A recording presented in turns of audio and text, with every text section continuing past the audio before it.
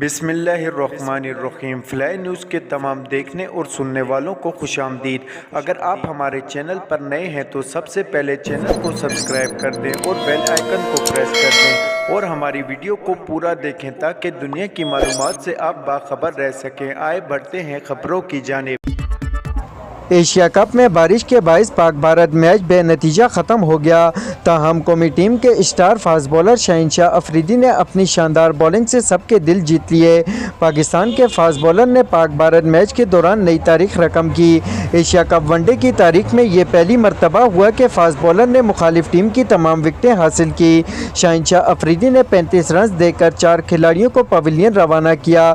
उन्होंने रोहित शर्मा, विराट कोहली, हार्दिक पांड्या और जडेजा की कीमती विकेटें हासिल करके भारत की पूरी टीम को 266 रन पर ढेर करने में मरकजी किरदार अदा किया। मैच में शाहीन ने एक और एजाज़ भी हासिल किया। वो पहले बॉलर हैं जिन्होंने किसी वनडे मैच की एक इनिंग्स में रोहित शर्मा और विराट कोहली दोनों को बोल्ड किया। अमीर जमात इस्लामी सराजुल हक ने कल अवाम और ताजिर बरादरी की जानिब से पुरअमन हड़ताल करने पर उनका शुक्रिया अदा किया। मंसूरा लाहौर में मीडिया से गुफ्तगू करते हुए अमीर जमात इस्लामी सराजुल हक का कहना था कि कल अवाम और ताजिर बरादरी ने पुरअमन हड़ताल की। मैं अवाम, ताजिर बरादरी, वकला, उलमा और ट्रांसपोर्टर का शुक्रिया अदा करता हूँ। उन्होंने कहा कि हड़ताल ने हुकूमत को पैगाम दिया है कि अवाम साबिक हुकूमतों के मुआहदे तस्लीम नहीं करते। अशरफिया ने इन मुआहदों का फ़ायदा उठाया, अवाम को नुकसान हुआ, कौम को इन मसनूई मुआहदों के जरिए अंधेरों की तरफ धकेल दिया गया। सराजुल हक ने मजीद कहा कि खबरें हैं कि हुकूमत 90 रुपये फ़ी यूनिट बिजली करना चाहती है। अफसोस है कि निगरान वज़ीर-ए-आज़म ने बिजली बिलों में इजाफा और महंगाई को नॉन इशू करार दिया। हुकूमत अवाम के जख्मों पर नमकपाशी कर रही है। निगरान वज़ीर-ए-आज़म अनवारुल हक काकड़ की जानिब से अवाम को बिजली के बिलों में जल्द रिलीफ की फराहमी का वादा अब तक पूरा ना हो सका। निगरान वज़ीर-ए-आज़म अनवारुल हक काकड़ ने अवाम से रिलीफ का वादा किया था, लेकिन आला सरकारी ज़राए का बताना है कि IMF ने बिजली के बिलों को मुखर करने की पाकिस्तान की दरख्वास्त पर ताहाल मुकम्मल तौर पर मंजूरी नहीं दी। ज़राए के मुताबिक IMF की जानिब से वज़ारत ख़जाना और वज़ारत तवानाई को सवालात भेजे गए, लेकिन कोई जवाब नहीं मिला। IMF पाकिस्तान मुज़ाकरातकारों को टफ टाइम दे रहा है। मुस्लिम लीग नून पंजाब के सदर और साबिक वज़ीर दाखिला राना सनाउल्लाह ने चेयरमैन पाकिस्तान तहरीके इंसाफ को तनकीद का निशाना बनाते हुए कहा कि अदालती निज़ाम के लाडले को बाहर जाने की क्या ज़रूरत। पाकिस्तान तहरीके इंसाफ की जानिब से मुकदमात आलमी अदालतों में ले जाने से मुतल्लिक खबरें सामने आने पर रद्द अमल में राना सनाउल्लाह ने कहा कि आलमी अदालत इंसाफ जाने का मतलब पाकिस्तान को आलमी कटहरे में मुजरिम बनाकर खड़ा करना है।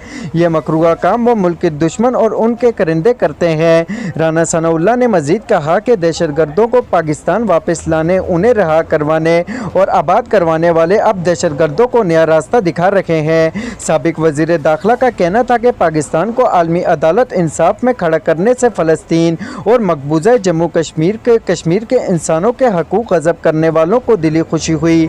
कोटपुतली को पाकिस्तान की आलमी बदनामी के लिए इस्तेमाल किया जा रहा है। इलेक्शन कमीशन ने 3 साल से ज़ायद सूबों में तैनात अफसरों को वफाकी दारुल हुकूमत बुला लिया। इलेक्शन कमीशन की जानिब से सेक्रेटरी इस्टेब्लिशमेंट डिवीज़न को जारी मरासले में इलेक्शन कमीशन के सेक्रेटरीट ग्रुप, OMG और एक्स कैडेट अफसरान को फौरी वफाक रिपोर्ट करने की हदायत की गई।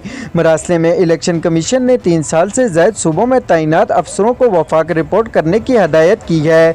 इलेक्शन कमीशन की जानिब से पुलिस और पाकिस्तान एडमिनिस्ट्रेटिव सर्विस के अलावा वो तमाम कैडेट के अफसरान को वापस वफाक बुलाने की हदायत की गई।